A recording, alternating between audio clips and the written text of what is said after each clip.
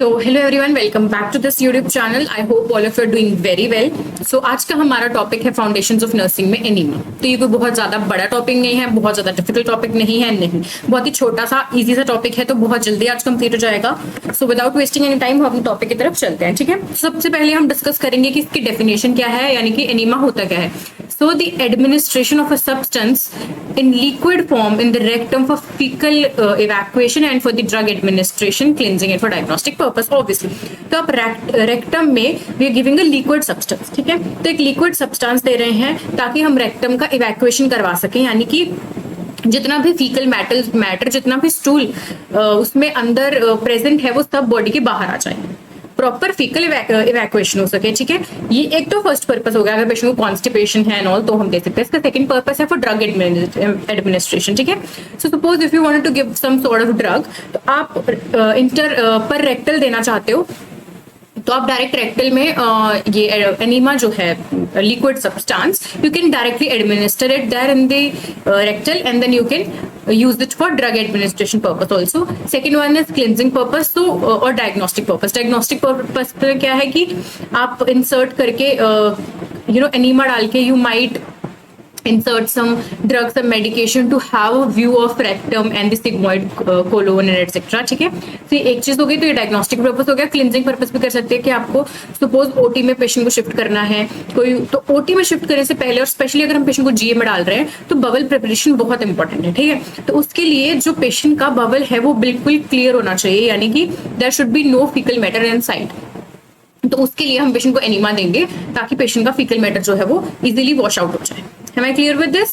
So ये 3-4 इसके purpose है। अब टाइप्स क्या है, तो जल्दी से टाइप्स देख लेते हैं। तो जो हम पहला टाइप देख रहे हैं, we are watching this type on the based on purpose. Purpose पे बेस्ड कौन सा टाइप होता है। ठीक है, so cleansing enema.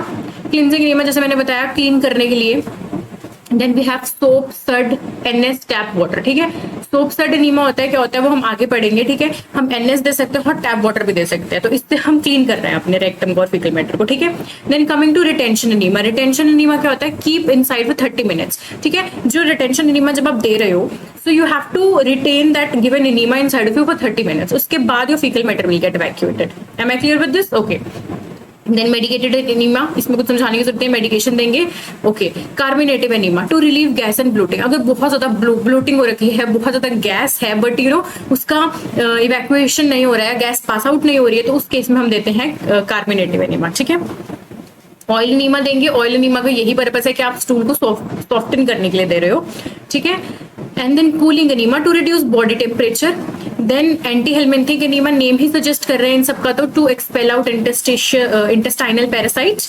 And then nutrient enema, nutrient enema भी दिया जाता है। ठीक है, सो ये कुछ टाइप्स हो गए बेस्ड ऑन पर्पस। ठीक है, नाउ बेस्ड ऑन कंटेंट, जो उनके अंदर का कंटेंट है उसके बेस पे वो क्या होता है। तो soap surd एनीमास, soap mixed with water. Soap यहाँ सर्ड हमने यहाँ पे देखा, क्लिनजिंग एनीमा ये सोप सर्ड एनएस टैप वाटर। तो अगर हम सोप को मिक्स कर देंगे वाटर के साथ तो वो सोप सर्ड एनीमा बन जाता है। उसमें होता क्या है, वो पेरिस्टालिसिस को स्टिमुलेट करता है। ठीक है, पेरिस्टालिसिस को स्टिमुलेट करता है, तो इजीली जो हमारा फीकल मैटर है वो इवैक्यूएट हो सकता है एंड प्रॉपर क्लीनिंग होती है। ठीक है, now normal saline enema, isotonic and safe for elderly. NS enema भी देते हैं, हमने ऊपर ही पढ़ा था, ये भी एक तरह का क्लिनजिंग एनीमा है, फर्स्ट में देखिए आप। ठीक है, ये भी एक तरह का क्लिनजिंग एनीमा है, एनएस और टैप वाटर। ठीक है, normal saline enema. Now oil retention enema, mineral और ऑलिव ऑयल दे सकते हैं, retain for 30 minutes to soften the stool. Then coming to hypertonic enema, hypertonic example phosphate enema. ठीक है, जब भी आप हाइपरटोनिक एनीमा देते हो, सो सडन इवैक्यूएशन होता है fecal matter. See I am not saying that जैसे आपने दिया एकदम से बाहर आ जाएंगे, no, but it really consumes very less amount of time for the patient to go and evacuate the fecal matter. ठीक है, so it's like a good type we can say. ठीक है, सो फॉस्फेट एनीमा ये काफी ज्यादा दिया जाता है बिफोर सर्जरी। ठीक है, now coming to glycerine enema for mild constipation. Mild constipation के लिए हम ग्लिसरीन एनीमा देंगे जहां पे ज्यादा नहीं जरूरत है। देन मेडिकेटेड एनीमा, ऑब्वियसली अगर हमें कॉर्टिकोस्टेरॉइड्स देने हैं, नियोमाइसिन देना है, प्री ऑप बबल स्टेरिलाइजेशन करना है। ठीक है, अगर बबल सर्जरी ही है तो हमें प्री ऑप बबल स्टेरिलाइजेशन करना पड़ेगा, तो उसके लिए ऑब्वियसली हम देंगे मेडिकेटेड एनीमा, जैसे हम कॉर्टिकोस्टेरॉइड्स या नियोमाइसिन देंगे, एंटीबायोटिक एंटीफंगल ये सब एजेंट्स देंगे, सो दैट प्रॉपर क्लिनजिंग हो सके और स्टेरिलाइजेशन हो सके, there will be no bacteria left. ठीक है, इंसर्शन कैसे करते हैं, एडल्ट में हम 3 to 4 इंचेस डालेंगे, विच इज 7.5 to 10 सेंटीमीटर तक और एडल्ट्स में 1 पॉइंट नो, यहाँ पे एडल्ट नहीं आएगा, चिल्ड्रन आएगा, ठीक है। चिल्ड्रन में 1 to 1.5 इंचेस इन चिल्ड्रन, ठीक है। तो एडल्ट में हमारा कितना हो गया, 3 से 4 इंच डालेंगे, यहाँ पे हम 1 से 1.5 इंच यानी कि 1.5 इंचेस ये सेंटीमीटर में कन्वर्ट कर लेना, ठीक है।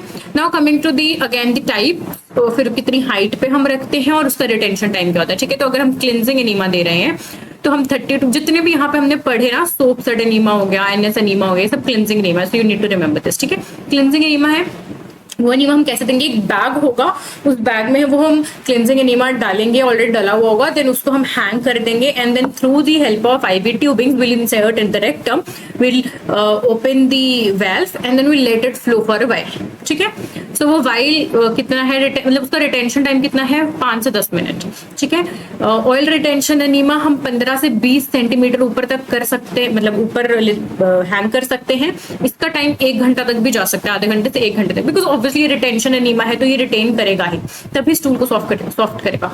Then hypertonic enema, no hanging squeeze bottle, ठीक है। Hypertonic, why, which one is hypertonic enema, अभी मैंने ऊपर पढ़ाया था, फॉस्फेट एनीमा, ठीक है। ये देखो hypertonic enema is phosphate enema, दिख रहा है सबको, see this one, hypertonic enema is phosphate enema, ठीक है। तो जो फॉस्फेट एनीमा है वो, उसको हैंगिंग की जरूरत नहीं पड़ती है, उसकी एक रेड कलर की, रेड ट्रांसपेरेंट कलर की बॉटल आती है, मतलब जिसपे रेड बॉर्डर्स ये सब होता है, तो उसको हम डायरेक्टली इंसर्ट करते हैं पेशेंट के रेक्टम में और स्क्वीज करते हैं, ठीक है। और ये रिटेन हम उसको एज लॉन्ग एज पॉसिबल कर सकते हैं, लेकिन क्या होता है, फीकल मैटर एकदम से इवैक्यूएट हो जाता है, तो उसमें ज्यादा टाइम लगता नहीं है, ठीक है। Now medicated enema, you have to learn this, okay?